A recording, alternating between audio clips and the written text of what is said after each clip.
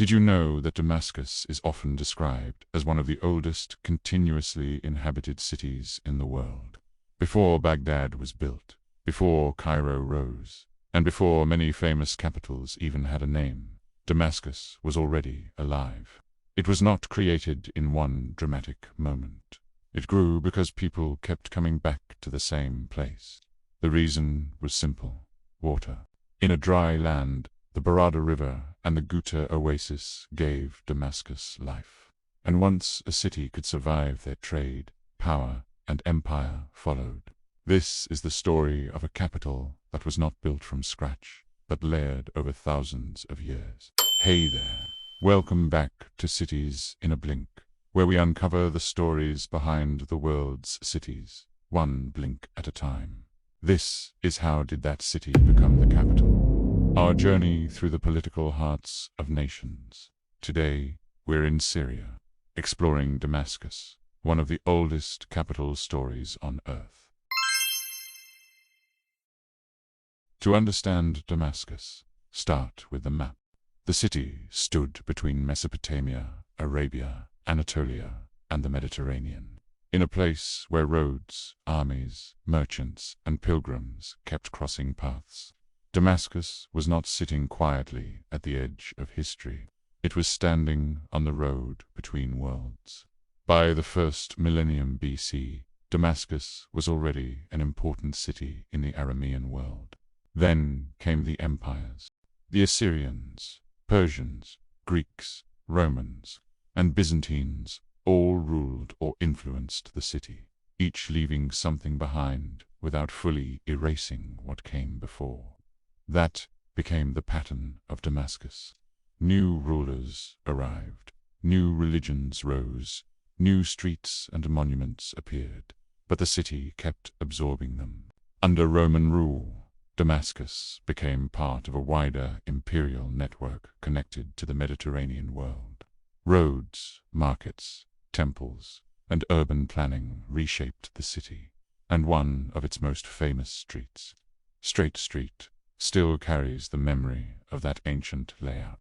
Then came the 600s. Arab Muslim forces entered Syria, and Damascus was about to become more than an old city with a long past. It was about to become the center of an empire. In 661, Umayyad became caliph and made Damascus the capital of the Umayyad Caliphate. For the first time, Damascus was not simply being ruled by empire. Damascus was ruling one.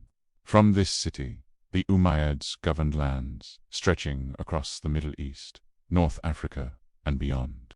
The choice made sense because Damascus already had what a capital needed. It had water, roads, markets, people, institutions, and connections to both the old Roman Byzantine world and the rising Islamic Empire. The Umayyads did not need to invent a capital from nothing. In the early 700s, they built one of the city's greatest landmarks, the Umayyad Mosque.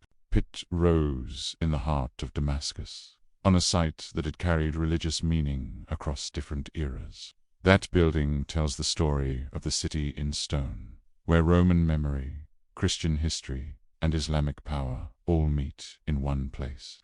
For a time, Damascus was one of the most powerful cities in the Islamic world. But in 750, everything changed. The Abbasids overthrew the Umayyads, and the center of power moved east. Baghdad rose, and Damascus lost its place as the capital of the Caliphate. But Damascus did not disappear when empire moved away. It adjusted. Under later rulers, including the Ayyubids, Mamluks, and Ottomans, Damascus remained one of the great cities of Syria. It was no longer the center of a vast empire, but its markets stayed active. Its religious sites stayed important, and its streets kept collecting history. That is what makes Damascus different from many capitals. Its power did not depend on one dynasty. Its importance came from survival. Then came the 20th century. After World War I, Ottoman rule ended, and Syria came under French mandate. Damascus became the center of modern Syrian political life, not because it was new, but because it already carried the weight of the country's history. In 1946, Syria gained independence, and Damascus remained the capital. By then, the choice felt almost natural. This was Damascus, an oasis city, a trade city, a Roman city, and an Umayyad capital, all living in the same streets. Modern Syria did not have to invent a capital. Damascus became capital because it kept surviving long enough to become unavoidable. Water made it livable, trade made it valuable, empire made it powerful, and history made it symbolic.